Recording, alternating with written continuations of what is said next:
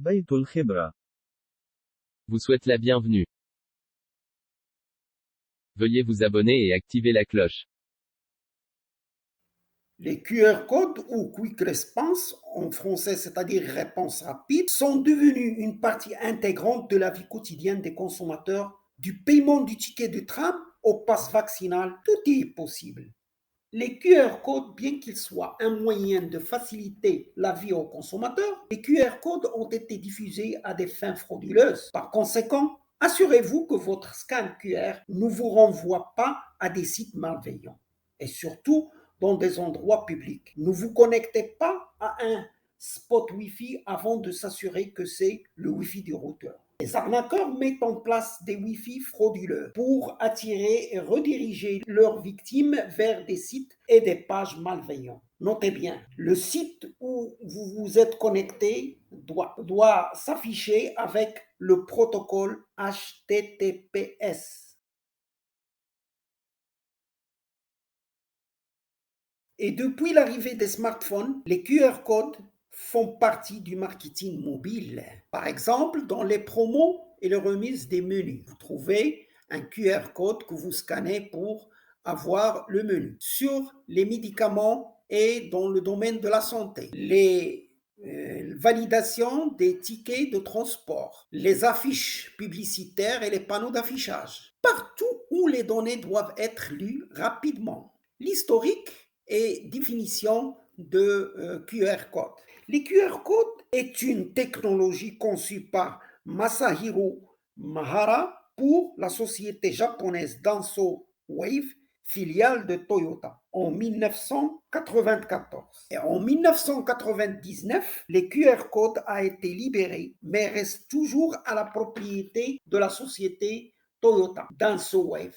Et depuis, il est devenu une norme ISO. Pour bien approfondir les connaissances, allez voir la norme ISO. Aujourd'hui, il y a une quarantaine de versions de QR code, de 21 sur 21 pixels, avec une capacité allant de 10 à 25 caractères, que nous examinerons, Inch'Allah, dans cette présentation, à 170 pixels sur 177, une capacité allant de 1852 à 4296 caractères. Dans un QR code, les pixels noirs représentent le 1 binaire et les pixels blancs représentent 0 binaire. Tout d'abord, la structure commence par 3 carrés de même taille dont les angles qui sont séparés par une ligne horizontale et une autre verticale qui servent aux confirmations de la version du QR code et de la calibration, c'est-à-dire le sens de l'inclinaison et de la lecture. Ici,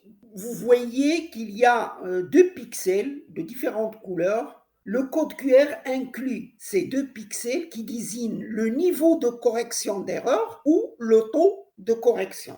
Même si une partie du QR code n'est pas lisible, le QR code va la retrouver grâce à ces taux de correction qui varient de 7% jusqu'à 30% selon la couleur des pixels. Ici, vous avez 4 pixels qui désignent type d'information codifiée. Il y a le alphanumérique, le numérique, le byte, kanji.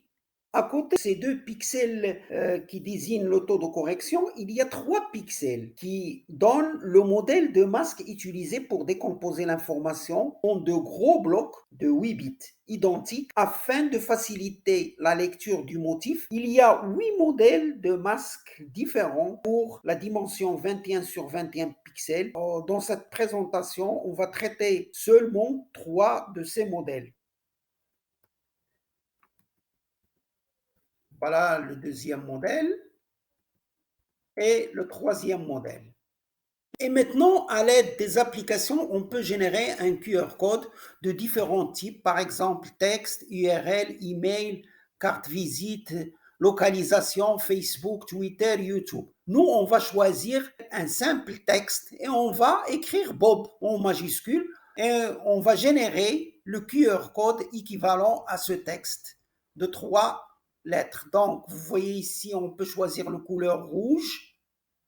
Voilà, donc notre QR code est en rouge. On va On a généré, donc on va le télécharger. Maintenant, on va voir comment lire le QR code et comment ces données sont stockées. Nous devons d'abord choisir et examiner le modèle de masque selon lequel les bits individuels sont disposés. La lecture des données commence du coin inférieur droit, suivant un chemin de zigzag, du bas vers le haut et de droite à gauche jusqu'à la fin de l'espace des données. Le QR code qu'on a généré, on va le déchiffrer à l'aide d'une autre application.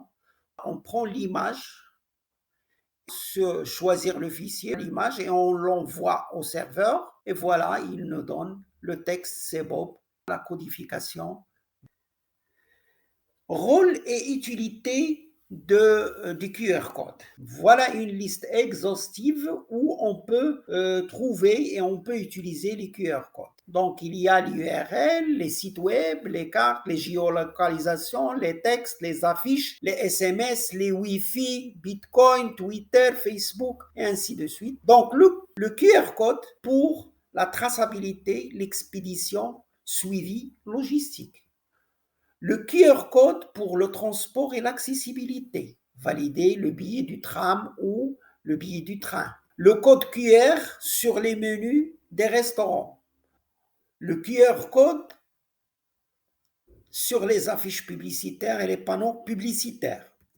Le QR code pour les médicaments et dans le domaine de la santé. Le QR code pour la géolocalisation. Par exemple, si vous prenez votre smartphone et vous scannez ce QR code, il va vous donner la localisation de cette région. Impression et lecture. Il y a plusieurs lecteurs industriels, fixes ou mobiles, laser ou infrarouge, et bien sûr sans oublier les applications mobiles pour les particuliers. L'impression se fait à l'aide des imprimantes très sophistiquées qui impriment sur les conteneurs, sur le plastique, sur le tissu. Les imprimantes pour les particuliers